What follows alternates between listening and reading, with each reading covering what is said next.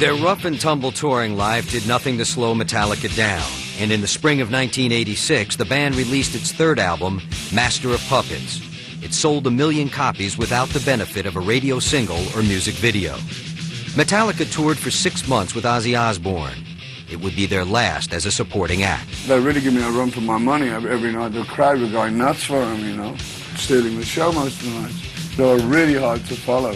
On tour, Metallica indulged in classic rock and roll excess. And when you're 22 years old and all you want to do is get laid and get drunk and live all those excesses that you hear about or read about, and all of a sudden they're right in front of you. We'd come right off stage into the showers and there'd be, you know, a whole locker room shower filled with women. I mean, how great is that? That happened. Plenty. Tub tarts, shower, 8 women washing you down at once, you know. Not a bad feeling. You have a real sense of invulnerability when you're on tour because you're with this group of people, you know, a group of guys, and you really become, seriously, you feel like Superman. You're on this bus, nothing can touch you. But Metallica's wild ride would soon come crashing to a halt. On September 27, 1986, the band was traveling by bus on the road between Stockholm and Copenhagen. On that European tour, you know, we had a really bad bus. These particular buses weren't purpose-built that we have now. They have normal windows like a passenger coach, and the bunks are just bolted in. Then they put cardboard over the windows. Earlier that night, a friendly dispute between Kirk and Cliff over sleeping arrangements concluded with a draw of cards. The first card that Cliff picked was the ace of spades, and he looked at me and said, "I want your bunk." And I said, "Fine, you take my bunk, I'll sleep up front. That's probably better anyway, you know." Later on that night, about 5 or 6 in the morning, I heard a skidding, I heard a vibration, and then this motion. I thought we were going off a cliff. He overcorrected to get back onto the road, and as he did, the back end came around this way, and it started chomp, chomp, chomp. It's the sound of screeching brakes and being flipped around like a piece of clothes in a dryer. Just got woke up, like hot coffee getting poured all over me, you know, from the coffee machine, and, you know, the bus was on its side. What happened? Is the bus gonna blow up? Well, I jumped out of the bus, took off, did the 100-yard dash in about 7 seconds flat. And we're standing out there in our underwear and, you know, 10 below.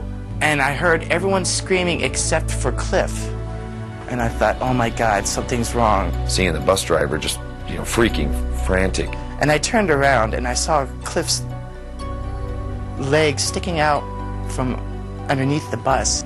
I went to, you know, pull him out, wake him up or whatever. It's like, you know, he's not moving. And the driver walked over and started pulling on the blanket that was underneath the bus next to Cliff. And I said, "What are you doing?" I grabbed him and said, "Don't you take that away from him." Against all odds, the band hoped that somehow, some way, Cliff could be saved. A crane turned up, a big crane with a jib and all that, and they hooked up a chain around the bus, and they picked the bus up. There's still people trapped under the bus, but everyone else was okay. I don't know if Cliff was dead at this point or not, because the bus actually slipped back after they picked it up. They lifted it to pull him out, and it slipped back and landed again on the floor. After that, you know, I was in such shock that everything else for the next 3 or 4 hours, I can't even remember. Kirk and James yelling at the driver. "What did you do? What did you do?" What happened? You know, what's going on? You know, is this guy drunk or la la la? Oh, we hit some black ice. And I recall in my underwear, you know, and socks, walking for miles, looking for this black ice, walking back on. Where's this black ice? I don't see any black ice. And I wanted to kill this guy. I was gonna end him there. Early Saturday morning, September 27th, 1986, on the road near Ljungby, Sweden, Cliff Burton died. He was 24 years old. He just got thrown out the window and boom, the bus landed on him, and basically, by all accounts, I mean, he never woke up.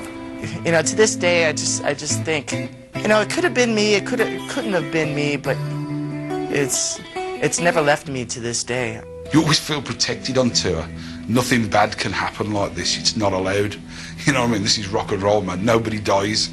but they do, and it had happened, and it was hard to grasp that. Drinkers we were. We went back to the hotel and just drank, you know. I remember at 4 o'clock in the morning, I could hear James down on the street, drunk, screaming, Cliff, Cliff, where are you? And when I heard that, I just broke into tears, you know. Within hours, news of Cliff's death reached Metallica's fans in America. One such fan was Flotsam and Jetsam bassist Jason Newsted. I remember tears hitting the newspaper. Killed in Sweden, Metallica bassist Cliff Burton, 24 years old or whatever, and I'm